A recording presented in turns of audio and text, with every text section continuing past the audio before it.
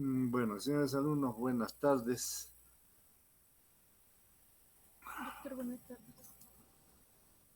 Vamos a continuar con estas clases que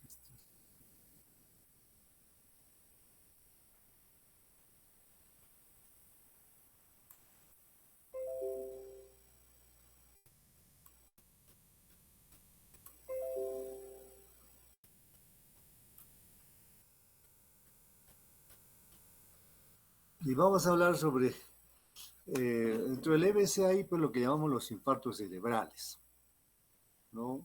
Y esta clasificación de los infartos pues puede hacerse en base a grandes vasos, por ejemplo, por una aterosclerosis, pero también el corazón participa acá como una embolia, por ejemplo.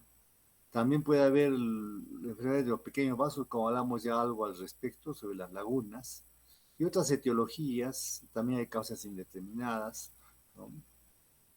Y finalmente también las hemorragias, algunos infartos se transforman en hemorragias. Por ejemplo, veamos algunos aspectos sobre la enfermedad de los grandes vasos. La arteriosclerosis, por ejemplo, es una enfermedad de las arterias de mediano calibre. La OMS, por ejemplo, determina que la arteriosclerosis es una combinación variable de cambios que hay a nivel de la capa íntima vascular. Estos consisten en que a ese nivel se acumulan lípidos, complejos, carbohidratos, productos sanguíneos, tejido fibroso, incluso hasta el calcio se deposita también ahí. Entonces se forman unas estrías lipídicas a nivel de la íntima que evolucionan y desarrollan y forman placas ateromatosas. Entonces, con el tiempo, esta placa, ¿qué pasa?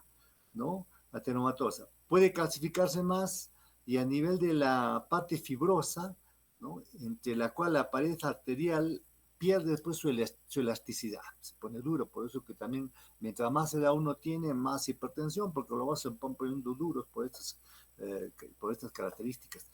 Y puede sobrevenir entonces unas complicaciones como por ejemplo se puede formar un trombo, ¿no? Y este finalmente es el origen de un émbolo. También puede ulcerarse, la ulceración de la placa y puede producir una hemorragia cuando se rompe esto y también oclusión del vaso. Entonces las lesiones ateroscleróticas se encuentran generalmente en la bifurcación y la curvatura de las grandes arterias intracraneales y extracraneales, eh, y son principal causa del infarto isquémico y son más frecuentes en las arterias extracraneales. Entonces existen diversos factores de riesgo que influyen en la patogenia de la aterosclerosis. En general, los factores que incluyen son, por ejemplo, la edad. Mientras más viejito, más riesgo de hacer EBC. La hipertensión, que es una de las principales causas de EBC, ¿no? También la diabetes mellitus, la hipercolesterolemia, el tabaquismo, la obesidad, cualquier enfermedad coronaria que puede tener el paciente, ¿no? Y lógicamente a veces un infarto de miocardio. Cuando es un paciente con EBC, tenemos que decir, EBC ahí, pero tiene un infarto de miocardio, usted eso primero hay que tratar, lo otro ya se quedó ahí. Y uno se olvida el infarto de miocardio, que es lo que debe también tratar principalmente. El otro aspecto que hablamos fue la cardioembolia. En la actualidad se establece el diagnóstico de infarto de origen cardioembólico con mayor frecuencia que años anteriores y se debe pues, a las técnicas modernas que identifican el origen de este infarto. Por ejemplo, hace más de un siglo, si hablamos de Virchow, informó que la primera presencia que él hizo de un infarto cerebral, ¿no? Que venía del corazón, ¿no? El infarto de origen cardíaco se debe a la oclusión de una arteria intracraneal por un émbolo secundario o un trastorno cardíaco específico, como por ejemplo un trombo, un tumor intracardíaco, cuando hay estenosis mitral reumática, una prótesis valvular mitral, aórtica, una endocarditis, por ejemplo, una fibrilación auricular, ¿no? El síndrome de seno enfermo, una aneurisma ventricular izquierda, una cinesia y también un infarto de miocardio, un IMA, pues, ¿no? El otro aspecto aquí para la creación de infartos cerebrales tenemos la enfermedad de los pequeños vasos. Un infarto, por ejemplo, en el territorio de la arteria perforante profunda suele ocurrir en un paciente que tiene hipertensión arterial, tiene diabetes, mellitus, ¿no? Que pueden causar una enfermedad pequeña, ¿no? Entonces estos infartos los llamamos infartos lacunares, que son profundos, subcorticales, que afectan a los ganglios basales, a la cápsula interna, el tálamo, puede ser el tallo cerebral también, ¿no? Su diámetro máximo son 15 milímetros y su volumen entre 0.2 a 15 milímetros. Otras causas que podemos hablar también cuando hay una disección carótida, que hablamos por un traumatismo, una trombosis venosa cerebral o una enfermedad vascular inflamatoria, ¿no? Que según una alteración inflamatoria en la pared de las arterias o de los vasos o de las venas, que puede ser por una inflamación que produce una proliferación celular, hay necrosis, fibrosis, que ocasiona estenosis de la luz del vaso, y luego desarrollan pues émbolos o aneurismas que se disecan al final, ¿no? Múltiples procesos patológicos se originan en inflamaciones, por ejemplo, una arteritis de células gigantes, la enfermedad de Takayasu, un lupus eritematoso sistémico, muchas veces debutan con un EBC, ¿no? Las vasculitis sistémicas, una enfermedad reumática, el síndrome de Sjögren, la enfermedad de Bensted y una sarcoidosis. También enfermedades hematológicas, que hay que conocer la policitemia, la trombocitemia, las leucemias, la hipercoagulabilidad, como deficiencia de la proteína SC y la antitrombina 3, las paraproteinemias, ¿no? La coagulación intravascular diseminada. Otras causas diversas son pues el embarazo, incluso la migraña, ¿no? Abuso de drogas, cocaína, LSD, heroína, producen tanto hemorragias como infartos de tipo isquémico, sobre todo en pacientes jóvenes. Entre los medicamentos que se originan en EBC se encuentran pues, los simpaticomiméticos, como por ejemplo la efedrina, la fenilpropanolamina, ¿no? Las cuales se acompañan más a menudo de hemorragias.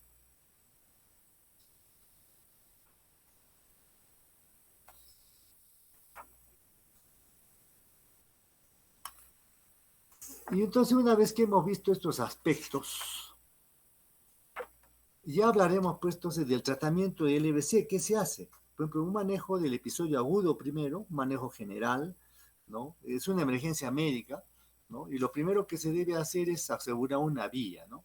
Que esté estable. Recordemos que un 10% de estos pacientes pueden hacer un IMA y da lugar a una manifestación de BC, entonces hay que estar siempre cuidando el corazón, ¿no? Porque un infarto de miocardio es una urgencia médica que debe entrar a UCI, se desmadra inmediatamente, porque el otro ya se tapó el vaso, ¿qué más se puede hacer? ¿No? Pero el IMA hay que tratarlo inmediatamente. Pero muchas veces lo tenemos el IMA, tenemos el EBC y estamos más abocados al EBC cuando el IMA es ya una urgencia más urgente. Entonces, el manejo de la presión arterial inmediatamente después de un evento vascular cerebral, hay un aumento compensatorio de la presión arterial que puede durar varios días, destinado a mantener una presión de perfusión cerebral adecuada en el área de la penumbra isquémica, de los vasos sanguíneos están dilatados por completo y el flujo sanguíneo cerebral depende de su totalidad de la presión de perfusión. En este momento, un descenso de la presión arterial hasta valores considerados normales disminuye la presión de perfusión cerebral, aumentando el área isquémica. Entonces, debido a lo anterior, pues, en ausencia de un episodio de una encefalopatía hipertensiva, es una emergencia cardiovascular, ¿no? Entonces, hay que ver si está haciendo IMA, una falla renal, ¿no? Entonces, no debemos tratar este episodio de hipertensión arterial, salvo cuando esté por encima de 220 con 120, pero acá en Puno yo trabajo con 180, 110, ¿no? Cuando es absolutamente necesario el uso de medicamentos antihipertensivos, ya debemos utilizar algunos medicamentos que no bajan mucho la presión, por ejemplo, ¿no? El Avitalol, por ejemplo, podemos utilizar, ¿no? Entonces, de esa forma no utilizamos medicamentos que son potencialmente antihipertensivos que bajan mucho la presión. Pero también otro de manejo es la glucosa y los líquidos electrolitos, ¿no? Una o hiperglicemia puede aumentar el volumen de la isquemia cerebral y en consecuencia es necesario movilizar los niveles de la glucosa en todo paciente con EBC agudo. También debe manifestarse el paciente normalmente para garantizar la función ventricular izquierda y la presión de perfusión cerebral adecuadas. Es preferible evitar el uso de dextrosa en general en soluciones hipotónicas, puesto que la dextrosa, ¿qué hace? En condiciones aeróbicas aumenta la producción de ácido láctico mediante el ciclo de Krebs, empeorando la acidosis y el edema cerebral. Y la recomendación para mantener un volumen circulatorio óptimo es el uso de soluciones isotónicas, por ejemplo, solución normal o lactato de rígido. Muchas veces uno que hace en los médicos generales, sobre todo, diagnóstico de EBS isquémico, ponen ahí, le están dando dextrosa, están haciendo una iatrogenia. No se puede utilizar esto por la acidosis. Y también finalmente el uso de trombolíticos. Por ejemplo, el tratamiento del EBC tiene dos objetivos fundamentales: restaurar el flujo sanguíneo en el área de penumbra y la protección neuronal. Entonces, la reperfusión del área de isquémica es posible en la actualidad por el uso de trombolíticos, ¿no? Eso es lo que más estamos usando hoy en día, ¿no? El uso de un activador plasminógeno tisular recombinante, y la estreptoquinasa ha demostrado pues la eficacia en el tratamiento de pacientes con IMA y enfermedades cerebrovasculares, ¿no? El uso de estreptoquinasa se ha vinculado con la incidencia inaceptable de complicaciones hemorrágicas. Y el plasminógeno tisular recombinante ha demostrado que en un estudio ya multicéntrico un balance de riesgo-beneficio, ¿no? Una etapa activa de manera específica el plasminógeno que se encuentra adherido al tomo, ¿no? Entonces, un estudio norteamericano se hizo estudios y se llegó a la conclusión de que 0.9 miligramos por kilo de plasminógeno tisular recombinante en las primeras 3 horas del evento isquémico produjo un aumento absoluto de un 12% del número de pacientes con pronóstico favorable los 3 meses. ¿No? Entonces, es el tratamiento más eficaz que tenemos hoy en día. El único problema que tenemos es la ventana terapéutica, porque si nosotros le damos al pacientito después de las 5 o 6 horas, aunque he visto en trabajos que han hecho último con eso hasta 5 horas, pero que uno dice en ventana terapéutica hasta 6 horas, entonces, ¿qué puede pasar? Hay daño por la reperfusión que se puede hacer a nivel del cerebro, ¿no? Entonces, si tiene ventana terapéutica, en los lugares donde están instalados, ya viene en helicóptero el paciente, hacen toda su hematimetría, su tomografía ahí mismo, todo para poder darle este plasminógeno. Y es más, en Colombia, por ejemplo, no sé si les conté, también lo que hacen es, una vez que han dado plasminógeno, no ha resultado, entonces inmediatamente pasan al equipo de neurocirugía y ellos con una sondita van y diluyen el trombo, ¿no? Todos están bien equipados, todos están cronometrados para que no sea muy, muy largo el plazo, porque hay que estar rápido, y se resuelven realmente. Nos mostraron, por ejemplo, en el último congreso, cómo hicieron esa dilución, ya no como plasminógeno tisular recombinante, sino mecánicamente con la sondita que metía este equipo de neurocirugía y diluía el trombo. Y el paciente que estaba con su hemiparesia, con su, o sea, cómo se resolvía después de 2 o 3 días. O sea, realmente asombroso, ¿no? Pero el problema que se tiene aquí es con la ventana terapéutica, que es muy corto tiempo. Entonces, hemos visto entonces los EBS isquémicos y un menor porcentaje, digamos un 15 a 20%, se producen hemorragias cerebrales. Entonces, esto se proviene de una rotura de los vasos sanguíneos dentro de la cavidad craneal, y la clasificamos en extradural, intraventricular, subaracnoidea, intracerebral e intraventricular. Depende de la naturaleza del vaso que se daña, ya sea arteria, capilar, ya sea vena.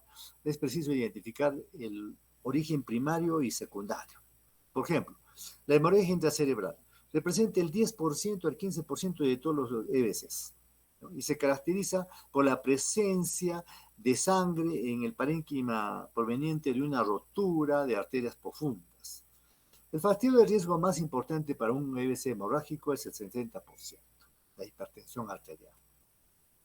Entonces, la hipertensión arterial produce lesión a nivel de la pared vascular, las arterioles, y la hipertensión arterial se desarrolla microaneurismas, hay además hipodiagnosos. Y los no hipertensos presentan hemorragia global por una angiopatía amiloide, lo cual se incrementa con la edad. Hablamos de material amiloide, ya sea en la capa media, adventicia, ¿no? El hematoma suele presentarse en regiones suprasuperficiales o de gran tamaño, y la lesión siempre es única. Las malformaciones vasculares en lesiones congénitas que provienen de una anomalía o una anomalía en el desarrollo fetal es otra de las causas, y la malformación arteriovenosa, el 80% supratentoriales y el 20% están en zonas más profundas. Los aneurismas saculares se encuentran a nivel de la bifurcación del polígono de Willis, sobre todo. Sin embargo, el sitio más frecuente de la hemorragia por estas causas es el espacio subaracnoideo. Y la rotura del aneurisma se relaciona con el incremento de la presión sanguínea casi siempre por un esfuerzo físico, pero puede romperse de manera espontánea durante el sueño, por ejemplo.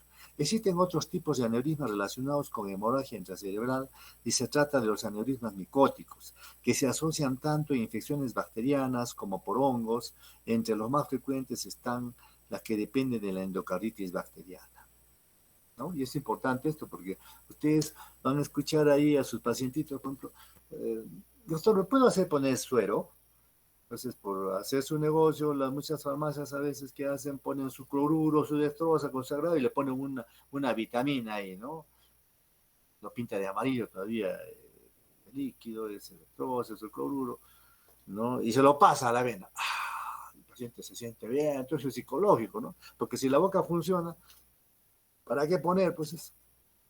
Entonces, el riesgo que ocasionan al estar poniendo, utilizando la vena sin precauciones, sin asepsia, sin antisepsia, puede producir endocarditis bacteriana. Y ya de ahí ya, esto puede producir más adelante una aneurisma micótica y hacer un EBC isquémico, ¿no? Perdón, un EBC hemorrágico, ¿no? Entonces, otras causas son tumores, un 2 a 10%. El abuso de drogas es otra causa en personas jóvenes, por ejemplo, los que utilizan anfetaminas, cocaína, ¿no? Porque esto produce vasculitis y aumenta la presión sanguínea. El alcohol también es otra de las causas que ocasiona coagulopatía y hipertensión arterial, las famosas borracheras de fin de semana, ¿no? La localización más frecuente de la hemorragia intracerebral es a nivel de los ganglios de base y lóbulo cerebelo y tálamo, y estos sitios están rodeados de pequeñas arterias perforantes.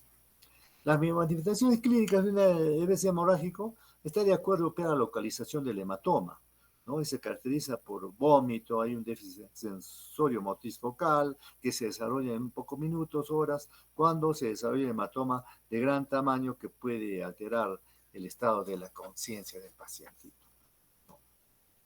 Finalmente, la hemorragia subaracnoidea ocurre cuando la sangre se localiza a nivel de las membranas aracnoideas y el líquido cefalorraquídeo. La causa más frecuente es la rotura del aneurisma en ocasiones secundarias a malformaciones vasculares. En casi el 50% de los casos no se identifica la causa y la incidencia de la hemorragia subaracnoidea se aumenta con la edad y es más frecuente en mujeres.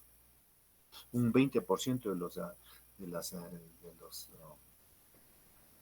aneurismas se rompen en las relaciones íntimas. Entonces están en plena acción, ¿no?, de pareja y de repente se rompe, ¿no?, y el paciente pierde conocimiento o puede entrar a UCI o fallecer. La distribución principal de los aneurismas es a nivel de origen de la bifurcación de las arterias de polígono de Willis. Los sitios más frecuentes son las uniones de la arteria comunicante posterior con la carótida interna y la comunicante anterior con la cerebral anterior, y en especial el nacimiento de la cerebral media a partir de la carótida interna. Los síntomas y signos pueden incluir cefalea de inicio súbito, vómito, alteración de la conciencia, en ocasiones estado de coma, y es frecuente que no se presenten signos de focalización.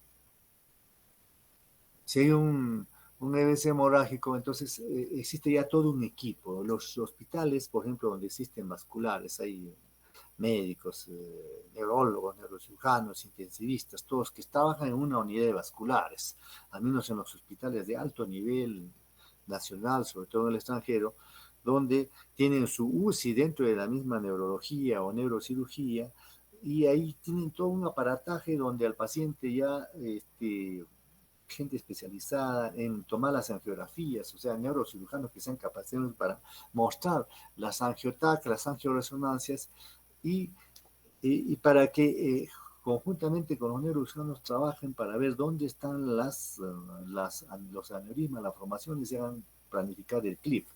Tuve la oportunidad de estar pues en uno de los mejores centros acá en el país, donde tuve la oportunidad de ver cómo ponían 2 o 3 kits al mismo tiempo. Entonces, pero son gente altamente especializada, entrenada para hacer estos procedimientos, porque en realidad cuando uno está operando un cerebro para poner un clip, a veces depende de la estadía del que tiene la experiencia, está con sus manitos tratando de poner un clip y después el otro. Hay que tener experiencia, entrenamiento para poder llegar a ese nivel en el cual los neurocirujanos pues, son vasculares en operar aneurismas o malformaciones, ¿no? Bien. O también a veces, como tuve la oportunidad de entrar a ver cómo el doctor Plasencia, sí, a veces hay malformaciones inmensas que están medio cerebro está lleno de vasos ahí. Imposible que uno pueda disecar o sacar toditos esos vasos. Es imposible. ¿Cómo quedaría ese cerebro? Entonces lo que hacen es esclerosar. Esclerosan, lo secan todito eso con una sustancia y ya no sangra, ya no se rompe, ¿no? Bueno, entonces una vez que hemos terminado para ir, todavía estamos un poquito atrasados, ¿no? Entonces hablaremos ahora de un capítulo que corresponde a las epilepsias. Diríamos en cuanto a una definición que los trastornos de la función cerebral que se caracterizan por presentar las crisis paroxísticas de comienzo y de aparición súbita, de corta duración y de carácter recurrente. Por ejemplo, la OMS dice que la epilepsia es un trastorno cerebral crónico de varias etiologías caracterizada por convulsiones recurrentes debido a la excesiva descarga de neuronas. Si hablamos de convulsión, corresponde a las crisis paroxísticas originada por una descarga cortical anormal que se manifiesta con un fenómeno motor violento y elemental. Por ejemplo, puede ser tónico, puede ser clónico, puede ser atónico, mioclónico, ¿no? O en combinación. No todas las epilepsias presentan convulsiones, porque puede ser que sean unas epilepsias no convulsivas, como por ejemplo las ausencias. Entonces, las convulsiones pueden presentarse en una encefalopatía metabólica, como una hipoglicemia o una hiponatremia. Si, por ejemplo, el sodio comienza a bajar debajo de 120, 115, ya el paciente está convulsionado. Lógico, mucho antes ya está entrando en trastorno del sensor. Entonces, la palabra epilepsia viene del griego epi, que significa sobre, o dentro, y lepis, que significa acción de coger o atrapado en sí, ¿no? Y tiene todo un historial esto de la epilepsia, porque, por ejemplo, en los comicios, cuando había, hablando de 2000 años atrás, o un poco más, donde habían comicio, la gente estaba parada ahí esperando esto de los comicios, todo, y el paciente de pronto se desmayaba. Entonces, por eso decían la enfermedad comicial, porque se presentaba estas crisis en los comicios. El paciente perdía el conocimiento y comenzaba a tener crisis convulsivas, ¿no? Bueno, la gente se espantaba, creía que era brujería, creía que es contagioso, todo un problema. Incluso he tenido la oportunidad de tener pacientitos, me acuerdo cuando vine recién en especialidad, hace ya cerca de 30 años. Era increíble cómo venía un pacientito y a un joven, me acuerdo, de 17 años. Y decía, señor, ¿a qué se dedica su hijo? ¿Qué está haciendo? No lo habían mandado al colegio. Y semejante joven, ¿no? ¿Por qué? Porque dice que le daba crisis epilépticas y que podía ser contagioso. Iba a contagiar, ¿no? Y por eso no lo mandaba al colegio. Entonces imagínense el niño retrasado, pues, si no lo mandaba al colegio, solo porque convulsionaba, ¿no? Error, ¿no? Ignorancia. La enfermedad de epilepsia no es contagiosa, no contagia a nadie, ¿no? Y puede ser de diferentes formas, ¿no? Puede tener problema orgánico cerebral o puede no tener nada, ¿no? Siempre tiene una epilepsia, incluso no sabe esquizofrénica, pero depende de cada caso, hasta puede curarse, ¿no? Incluso he tenido sus compañeritos que ya son médicos, tenían su neurocitos y tenían convulsiones, ¿no? Entonces, existe más de 500.000 de peruanos que tienen su epilepsia, ¿no? Entonces, no, cada vez hay más, los viejitos están viviendo más años, más epilepsia que el anciano. Entonces, realmente es una enfermedad que ustedes la van a ver con mucha frecuencia, así como las cefaleas, ¿no? Y existe una sociedad, ¿no? Que hace su clasificación, igual que las cefaleas, sobre los síndromes o crisis epilépticas.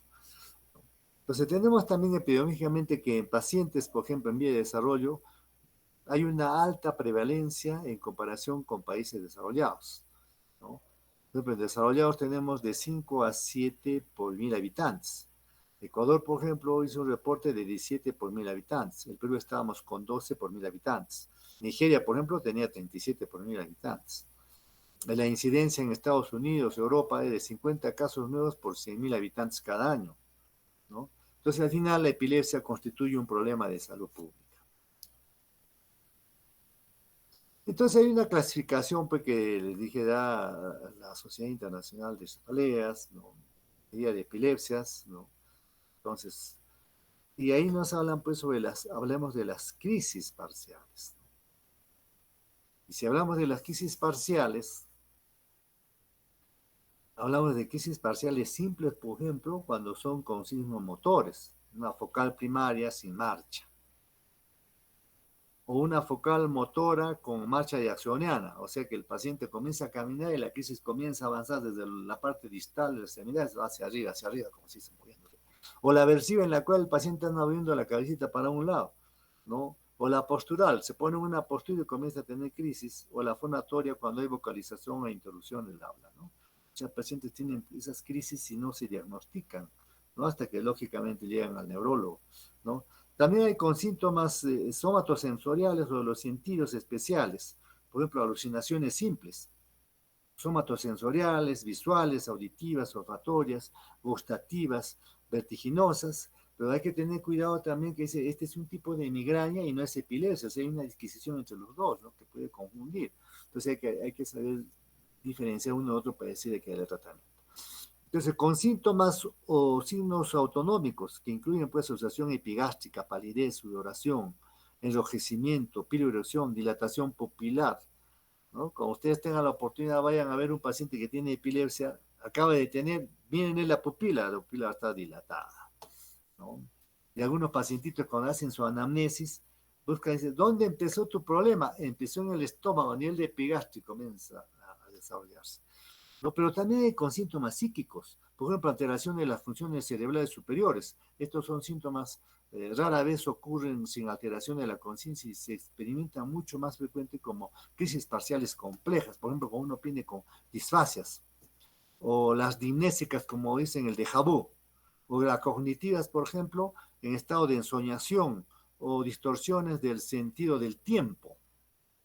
Afectivas, por ejemplo, el miedo, la angustia, etcétera. Por ejemplo, siempre les cuento a veces, pues viene a mi consultorio un pacientito que tiene conductas un poco raras, dicen. ¿Qué hace el niño? Tiene 6, 7, 8 añitos. De repente el niño, cuando viene la crisis, se para, abre sus ojos grandes, asustado, con miedo, y va corriendo a las faldas de su madre y se abraza. ¿Podrían decir que es una crisis epiléptica? Por supuesto que no, ¿quién va a decir una crisis epiléptica? ¿No? Entonces, pero si uno comienza a indagar toda la historia, comienza a decir, este sí es una crisis, ¿no? Entonces, pero no está siendo catalogado. También cuando vienen con ilusiones, ¿no? Por ejemplo, las macropsias, las necropsias, las teleópsicas. Y cuando vienen con alucinaciones estructurales, por ejemplo, musicales, escenas, pero hay que tener también mucho cuidado cuando uno tiene los pródromos de la migraña, cuando hablamos, que también puede venir ahí. Por eso que digo, hay que tener mucho cuidado cuando nosotros hacer la disquisición. ¿Es una migraña o es una crisis epiléptica tipo parcial? Para hacer ejercicio. Y también, ya cuando pasamos las crisis parciales, nos vamos a las complejas, en las cuales la aparición parcial simple seguida de alteración de la conciencia, por ejemplo, con características parciales simples seguida con el compromiso de conciencia. Puede ser con automatismos. Por ejemplo, el pacientito está ahí, hoy se ha bajado y se ha subido el pantalón, pero no se ha dado cuenta de lo que ha hecho, ¿no? Con compromiso de conciencia desde el inicio, con compromiso de la conciencia únicamente o con automatismo, ¿no? Y las crisis parciales que evolucionan a crisis secundariamente generalizadas. Esto pueden ser tónicas, crónicas, tónico-crónicas, crisis parciales simples que evolucionan a crisis generalizadas. Crisis parciales complejas que evolucionan a crisis generalizadas o las crisis parciales simples que evolucionan a crisis parciales complejas, ¿no?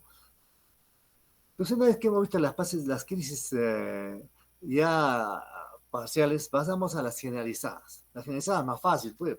¿Por qué? Porque hasta el portero puede diagnosticar, ¿no? Pero veamos primero las generalizadas, que son las que no son convulsivas, por ejemplo, las ausencias. Que las ausencias pueden ser típicas con compromiso de conciencia únicamente, ¿no? Por ejemplo, alguno de ustedes ha podido tener que ser de ausencia, por supuesto, de repente, ¿no? Cuando era niño, ¿no? Le daba una crisis al mes, a la semana, ni se dieron cuenta, ¿no? Llegó a los 15 años y se desapareció. Ahora está estudiando medicina, ¿no? Pero ¿qué hay de los que les da 100 al día? No lo mandan por el consultorio. Porque Tito no presta la atención, andan distraídos, le dan la sur en la casa, le dan la sur en el colegio, en la escuela, pobrecito el niño. Y no saben que ese trastorno de la atención pues, es un tipo de epilepsia, tipo de ausencia. Le damos tratamiento, ahora el niño está totalmente bien, y ahora sí es inteligente, te dan cuenta que sí, ¿no? Entonces se puede hacer con componentes leves, con componentes atónicos, con componentes tónicos, se puede hacer con automatismos o con componente autonómico cuando el paciente simplemente tiene descontrol de esfínter. Pacientitos niñitos, pues viene control, ¿por qué se está orinando? Que todavía tenido pues su epilepsia, nadie está acertando con el diagnóstico. Esas son las típicas, ¿no? Y hay bastantes, ¿no?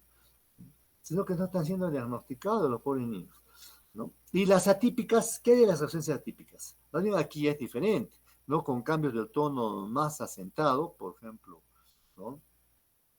Con, digamos, con comienzo terminado, hay crisis mioclónicas, audibles, hay mioclónicas, crisis crónicas, tónicas, crisis tónico-clónicas, ya acá estamos viendo ya las crisis astáticas, por ejemplo.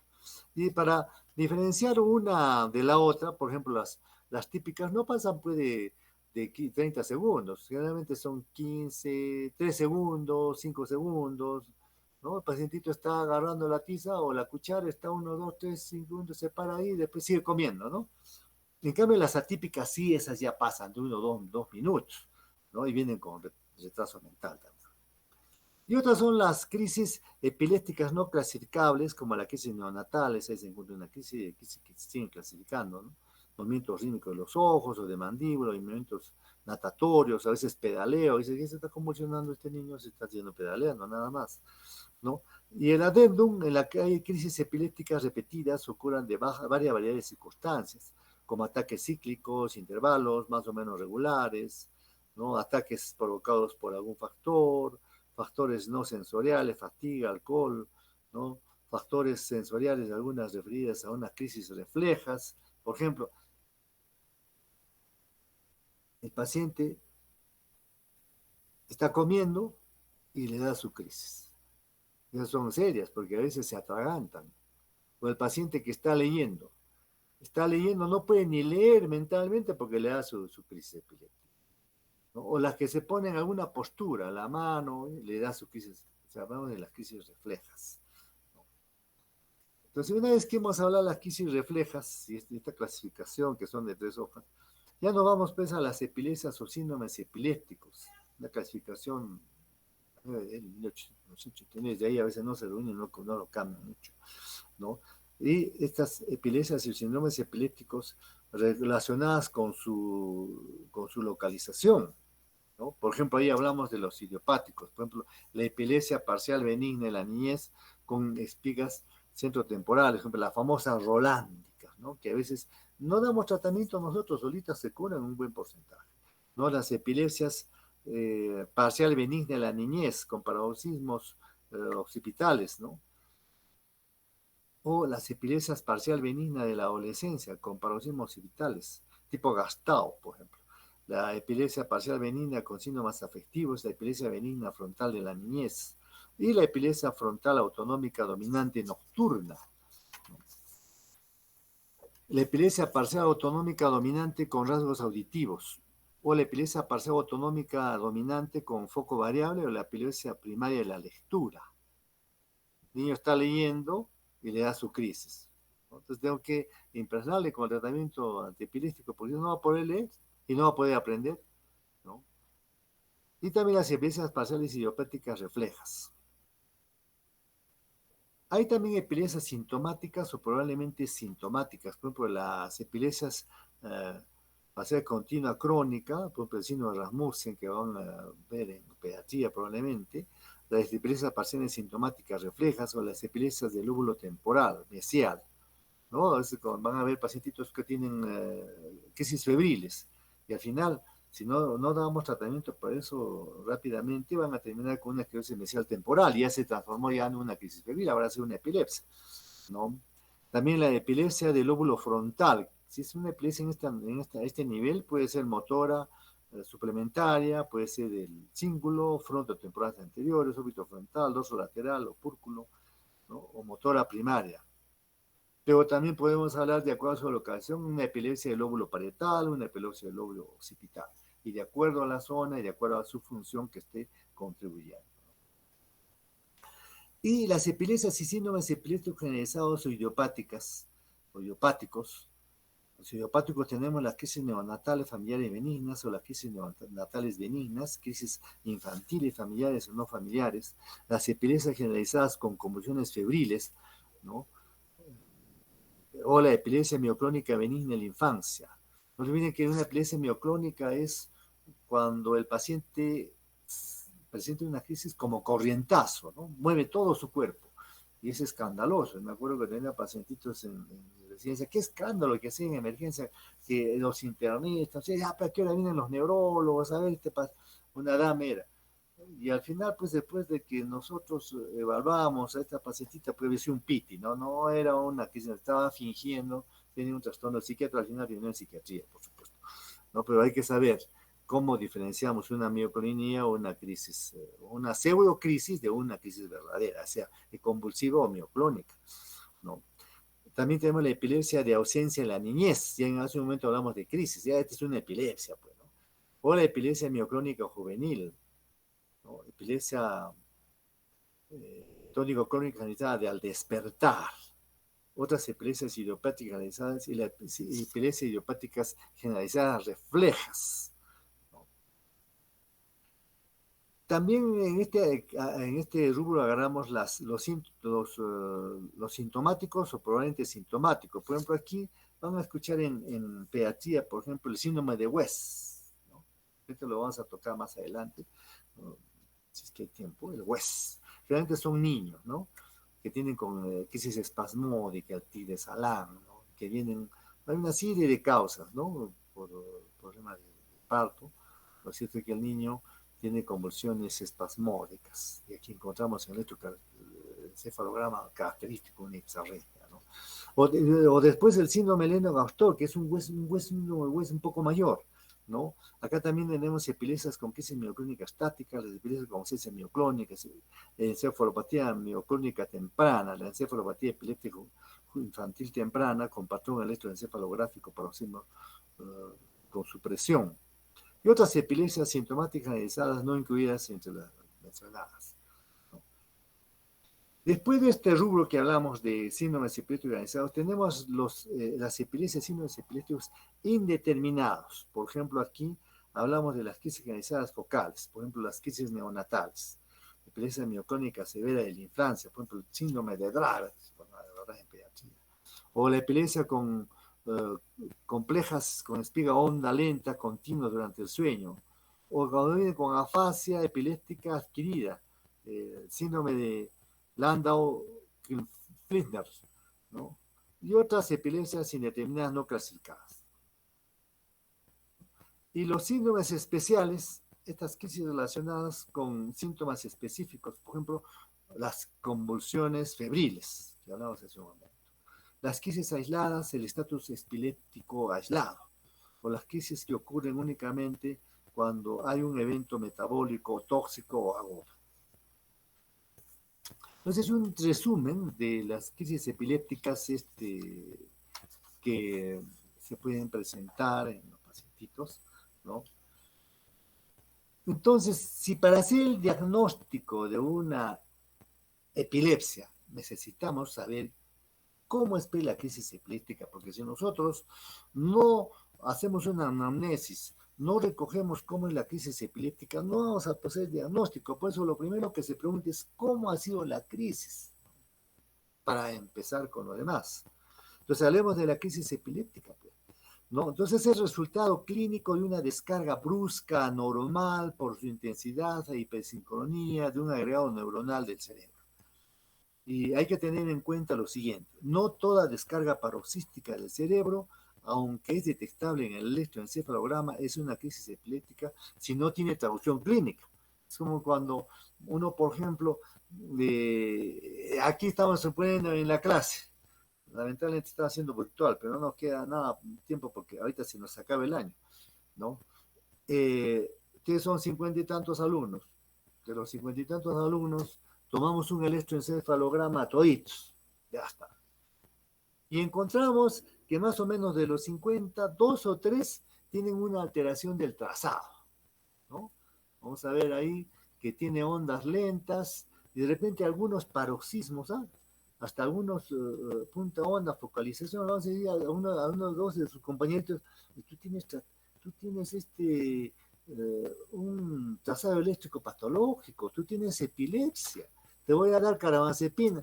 Voy a decir, doctor, ¿cómo va a dar carbamazepina si no tengo nada? Y todavía estoy en el tercio superior de la clase y usted me quiere hacer dormir para no estudiar, que se ha puesto de acuerdo con el resto de los alumnos para que yo me baje del tercio, ¿no? Porque ustedes saben que los primeros alumnos tienen mayor puntaje en la residencia, tiene toda una serie de connotaciones, pues es importante. Todo el alumno, los que son buenos alumnos hasta Estados Unidos dicen, ven por acá, hijo, acá estás bien recibido. ¿Quién no quiere tener buenos médicos? ¿En qué parte del mundo? Todo el mundo, todas las ciudades. Entonces, se le da su tratamiento, no, pues lógico, entonces no tiene traducción clínica, así sea el electro que ha salido anormal, no tiene traducción clínica, entonces ¿cómo lo voy a diagnosticar pues de una crisis epiléptica? ¿Solo por el resultado del electro? No, por eso que el electro ayuda al neurólogo que está evaluando al paciente para ver, le aumento el tratamiento, le quito el tratamiento, ¿qué lo hago? Lo catalogo, como, o sea, ayuda, es un examen complementario, pero no define casi nada si uno no tiene la clínica, por supuesto, ¿no? Entonces, hablamos también que las disfunciones paroxísticas cerebrales, cuya base no sea una descarga neuronal hipersincrónica, sino, sino otro tipo, por ejemplo, una depresión funcional isquémica o anóxica, no deben considerarse crisis epilépticas, aunque puede dar lugar a manifestaciones clínicas parecidas, ¿no? Por ejemplo, las descargas de otros grupos neuronales fuera de la corteza cerebral, por ejemplo, el tronco cerebral, la médula, causan manifestaciones clínicas paroxísticas, como por ejemplo las neuralgias. Uno que viene con vértigo, con mioclonías, con ataxia, espasmos musculares, que no son crisis epilépticas. Y aunque lógicamente nosotros utilizamos esos medicamentos como tratamiento.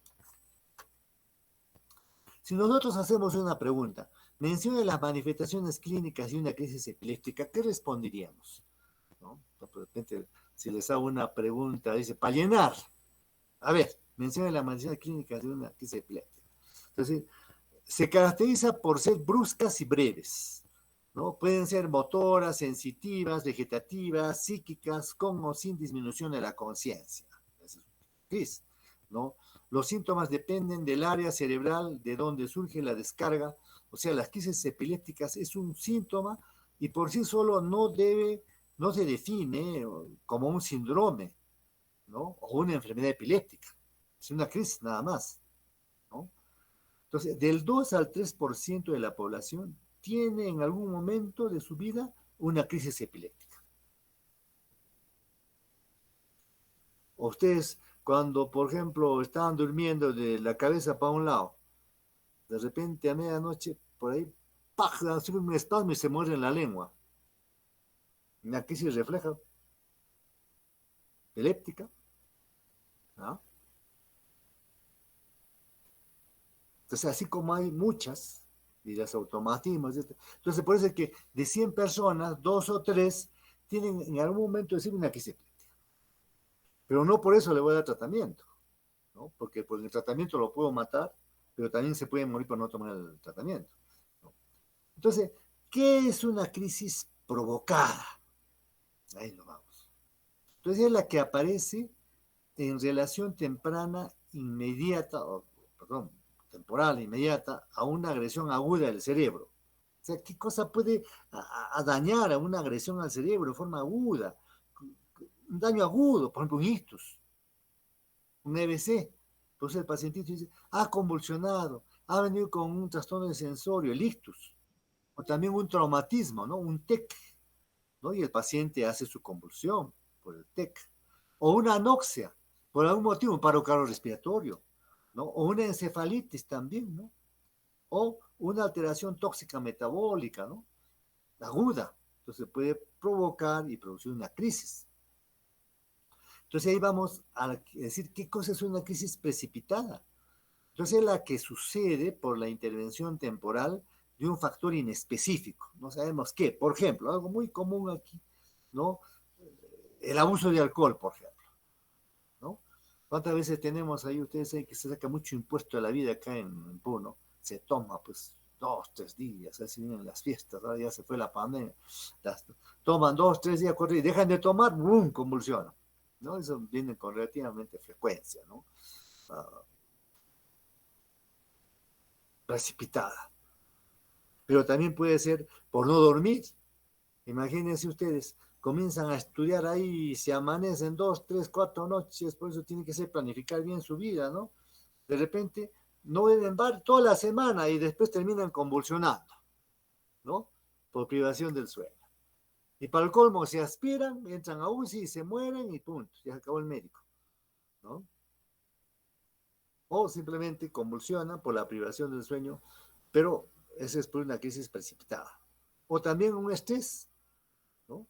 Ustedes saben que hoy en día el estrés es una de las causas de muchas enfermedades, puede producir una serie de problemas orgánicos en diferentes partes del cuerpo, y en este caso puede producir una crisis precipitada. Y hablamos también de los reflejos. ¿Qué es una crisis refleja? Es la que sigue a un estímulo sensitivo, sensorial o psíquico. Si todas las crisis que sufre el paciente son reflejas, ya hablamos de dar lugar al síndrome de una epilepsia refleja. Porque sabemos que aquí tiene que haber 2 crisis en un año, sin fiebre, cuanto mañana puede ser normal o anormal. Entonces, para decir, esta es una epilepsia. Hablamos de crisis, convulsivas o no convulsivas, ¿no? Lo que dice la OMS. Pero entonces el paciente puede tener crisis reflejas en el contexto de otro tipo de síndrome epiléptico de crisis espontáneas. Entonces puede haber crisis aisladas o también puede haber crisis únicas. Entonces al final, nuevamente nos vamos a lo que es, ¿no?, el concepto de epilepsia, ¿no?, por la OMS, por la ILAE, ¿no?, lo que hemos mencionado hace un momento. Entonces, pero si hablamos de una crisis epiléptica en la cual cuando tiene psicosis, pues ya está el diagnóstico ahí, proceso cerebral. Pero si es idiopático genética, no tienen causa conocida, pueden ser crisis focales o generalizadas, no son portadores de lesiones demostrables y de origen de un trastorno bioquímico o de regulación de actividad eléctrica cerebral, porque incluso hasta nos dicen los pacientes, los familiares, no tienen familiares con epilepsia, ¿no? Y ahí hablamos, ¿qué es una crisis criptogénica o causa desconocida? No tiene causa conocida. En el contexto clínico de la imagen, o se le supone un origen lesional adquirido, no se puede tipificar con seguridad. ¿Por qué tiene? Ahí nos quedamos, ¿no? ¿Y qué es epilepsia sintomático metabólica estructural? Es la que posee un antecedente etiológico demostrado, son de una causa común, remota, o que son sintomáticos o tienen un proceso evolutivo. ¿Y qué es una crisis continua de estado mal epiléptico? Crisis que se repiten durante más de 30 minutos. Puede ser convulsivas o no convulsivas, sobre todo las convulsivas pueden producir con taponamiento renal, con acidosis, ácido base, paciente que debe entrar a la UCI, ¿no? ¿Por qué? Porque el paciente puede fallecer de urgencia quirúrgica. Eso se trata en UCI, ¿no? Entonces, no ganó la hora, entre la hora y la hora. A ver, rapidito nada más. A ver, Alfaro Estofanero. La Paz Alarico. Presente, doctor. Buenas tardes. Buenas tardes. Calizaya. Presente, doctor. Buenas tardes. Buenas tardes. Callata Ticona. Presente, doctor. Buenas tardes. Perdón, Calla Ticones. Callata Chambi. Presente, doctor. Buenas tardes. Buenas tardes. Carcausto Álvarez. Presente, doctor. Buenas tardes. Cari Mamani Yoni. Presente, doctor. Buenas tardes. Buenas tardes. Casilla Paredes, Elvi Ronaldo. Presente, doctor. Buenas tardes. Buenas tardes. Carita Kea, Edwin Pascual. Presente, doctor. Buenas tardes. Buenas tardes. Chalco Taca y Amelie Susan. Presente, doctor. Buenas tardes. Buenas tardes.